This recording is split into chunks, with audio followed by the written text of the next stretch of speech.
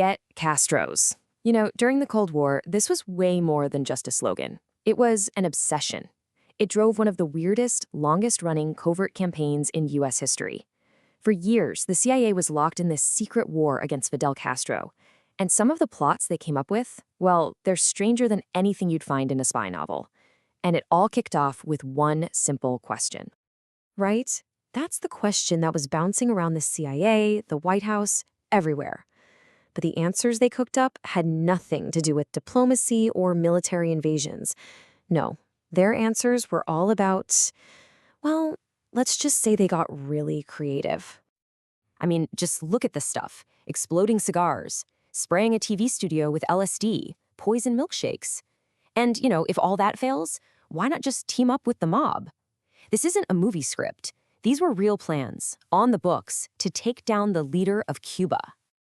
So to really understand how things got this wild, we have to jump back in time to the early 1960s. The Cold War was creating this intense, almost paranoid atmosphere across the country, and ground zero for that paranoia was right across the water from Cuba. You have to remember, the U.S. was still reeling from the Bay of Pigs invasion. It was a total disaster, a huge public humiliation. And in that pressure cooker of fear and failure, the CIA just went for it. They launched all these surreal assassination plots using anyone they could, from Cuban exiles to the country's biggest mobsters. It was just out of control. Now, what's so wild about this quote isn't just what it says, but who said it. That's not some reporter or a conspiracy theorist. That's the President of the United States, Lyndon B. Johnson. His own words tell you just how off the rails these operations had become. The mission itself couldn't have been simpler. Get Castro. Period. But who actually gave the order? That's where it gets complicated. It really seemed like the CIA was operating with a blank check. Sometimes it looked like the president was in on it, and other times, well, it looked like they were running a shop all on their own. Okay, so before they jumped straight into trying to kill him, the CIA tried a different angle first. They tried to humiliate him. The first wave of attacks was all psychological, designed to just completely destroy Castro's public image and his authority. And the ideas were something else.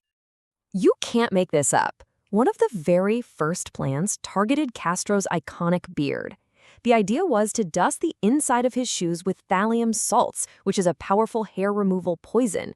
The CIA's thinking was, if his beard falls out, you destroy his Latin machismo and he'll just lose all credibility. Seriously. And it didn't stop there. One idea was to spray his TV studio with a chemical similar to LSD, hoping he would just completely lose it on live television. Another plan was to dose his cigars with a substance that would make him totally disoriented during a big speech.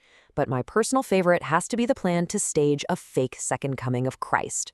The idea was to have a U.S. submarine surface off the coast of Cuba and light up the sky with star shells, creating this heavenly vision to convince the Cuban people that Castro was the Antichrist. So when trying to humiliate him didn't work out, the plots turned deadly.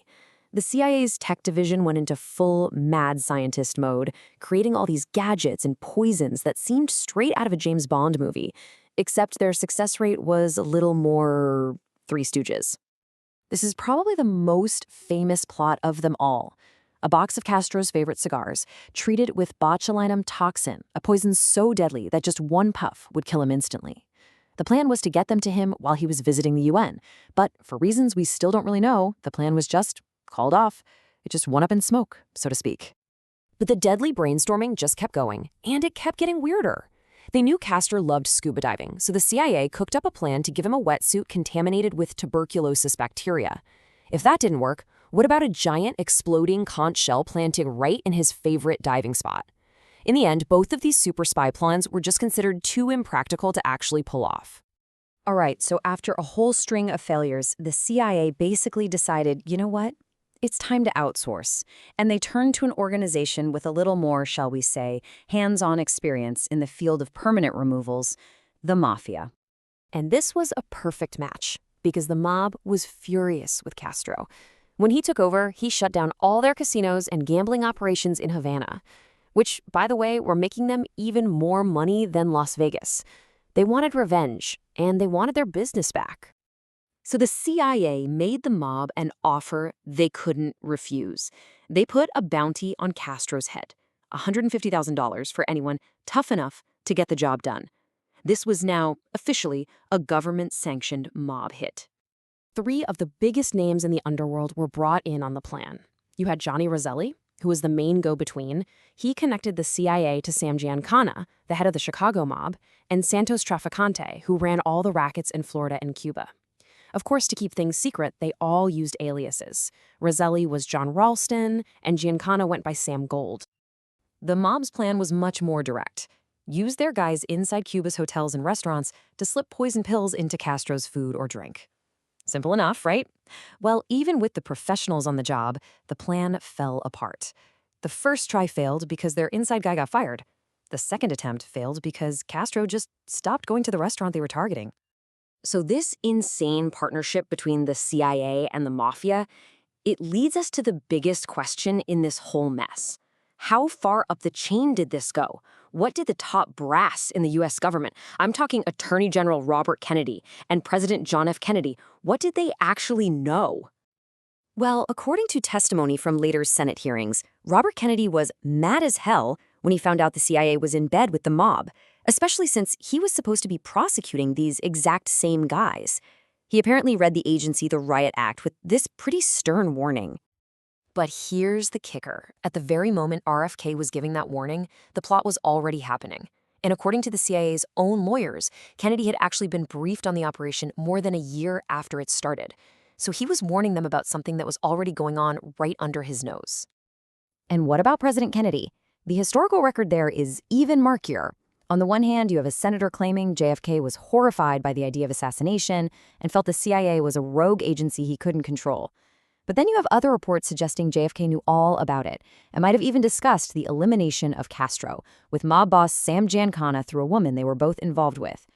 So in the end, you're left with this completely bonkers story. An operation that was deadly serious but carried out with almost comical incompetence.